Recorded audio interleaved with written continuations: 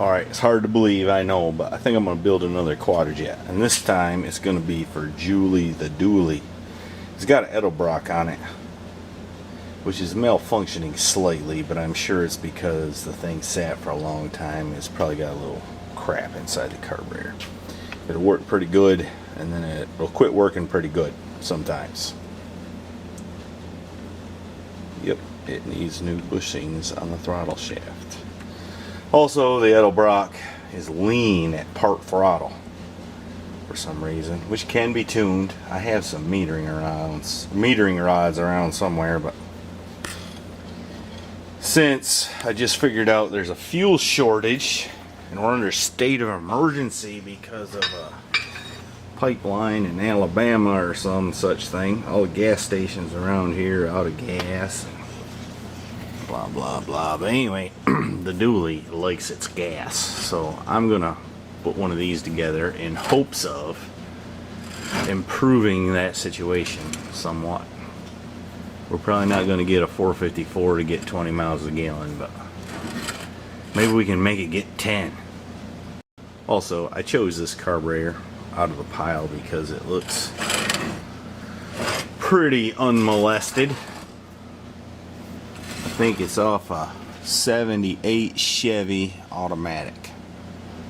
17058204, I think. But it's old enough. It's got the idle mixture screws easily accessible. It's got a hot air choke, but we'll switch that to electric. That's easily done.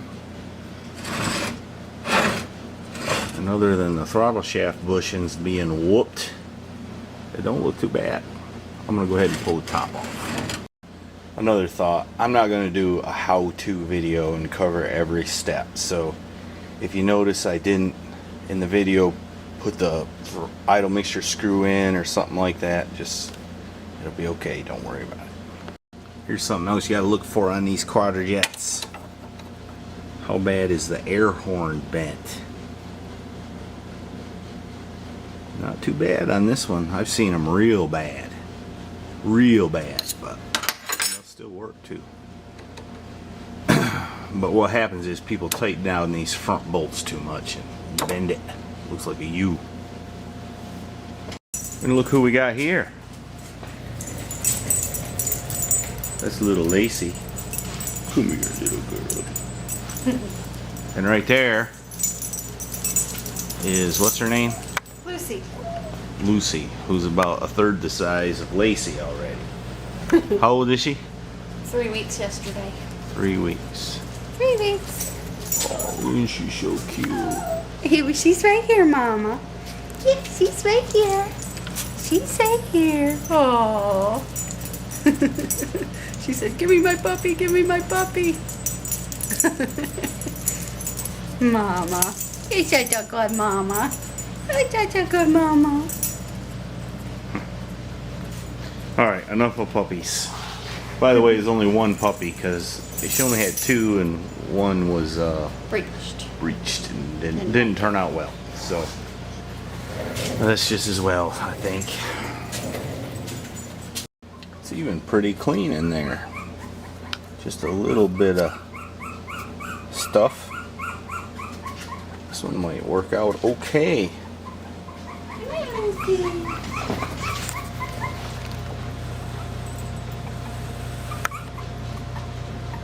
Like I always say, dogs are a distraction in the shop.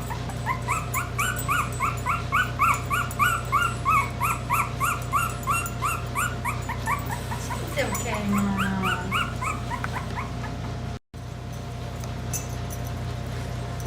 What the heck is she doing? Trying to get her moved around. She nudges her the way she wants her to go. Where's Mama?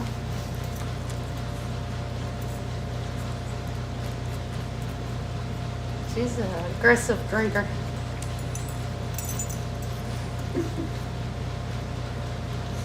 That doesn't look very appetizing to me. I made an error in a video I made a few years ago or a year ago or something. Anyway, I told this wrong. I don't know why I just did. But the spring goes in first. The filter goes in like so. And that little rubber side seals inside there. That's how it's supposed to be. So if you watch that video and are one of the many who pointed it out, you're right. Alright, I flipped the base plate over and I'm going to put new bushings in the shafts like I do every time I rebuild a carburetor. And what you got to do is grind the end of the screws off, because at the factory they peen them over and you can't thread them back through without breaking them off. So you grind the end off and they come right out. And when you buy the kit from Carb Junkies with the new bushings and whatnot, it comes with a bunch of new screws, which is pretty handy because you can't just turn those up real easy. By the way, I posted a picture on Instagram here a while back of blue silicone on the throttle shafts. That's just a joke. Don't do that. Put new bushings in them. Alright, I've removed the throttle shafts and already reamed out for the bushings, and I use this little flatchy right here, and you got to run the drill in reverse to do it, and this keeps everything centered up. Pretty slick. And here's the new screws, and here's the new bushings, which I Loctite in place with red Loctite sleeve locker. And what do you do while I'm doing all this? Talk your ear off. Got that right. Oops, I misspoke again. I don't use red Loctite. I use, it's kind of a blue color, or green maybe. Aqua. So anyway, it's 640 sleeve retainer. That's what it is. And all I use to put the bushing in is a 5/16 bolt, I don't know, 4 or 5 inches long, with the threads cut off and beveled on the end. See there?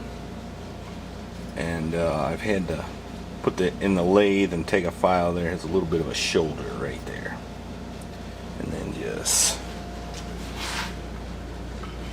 slip it in like so and gently tap it with a hammer, and then take the bolt out, and that's what it looks like when you're done. Somebody also asked about a fuel line and would I make a video showing how I done it. I will do that when I get to it, but here's one I made a while ago, pretty good while ago, for this engine. This engine used to be in the 66 until it got a stuck valve. We'll have to fix that someday, but anyway, just get a piece of 3/8 fuel line. It helps if you got an old one you can use kind of as a guideline, because it's hard to, at least for my simple brain, look at it here and then put it up in the vise and all and have the bend go the right way. But that one turned out pretty good. Could have done a little better right there maybe, but ain't too bad. And what I use to bend them is, if I can find it, this right here.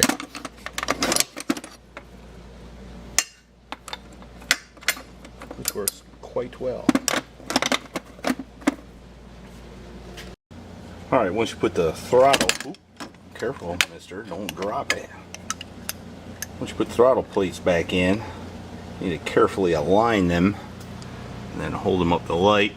Make sure you ain't got no big gappage. Everything's fitting nice and tight, which looks like we're in pretty good shape. And then you need to stake the screws on the bottom side to make sure they don't fall out into your engine, which would be bad, as you might expect. It just dawned on me, I haven't videoed much of this here lately. I've worked on this a few nights. I got a new gasket in the base plate. I've done some drilling and whatnot in various places, orifices and holes. I've just set the little check ball for the accelerator pump well, and squirted some carb cleaner in there just to make sure it's not leaking, and it looks like it is not. So I'm going to continue on and hope this thing works when I get through. This is a pretty nice carburetor. I think it'll be fine. I should have showed you this sooner. But anyway, this carburetor has the hot air style choke.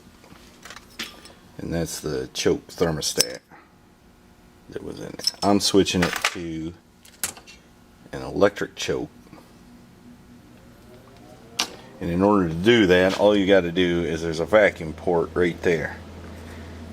It would have this piece between the choke thermostat housing and the carburetor in there, and it draws a vacuum there all the time.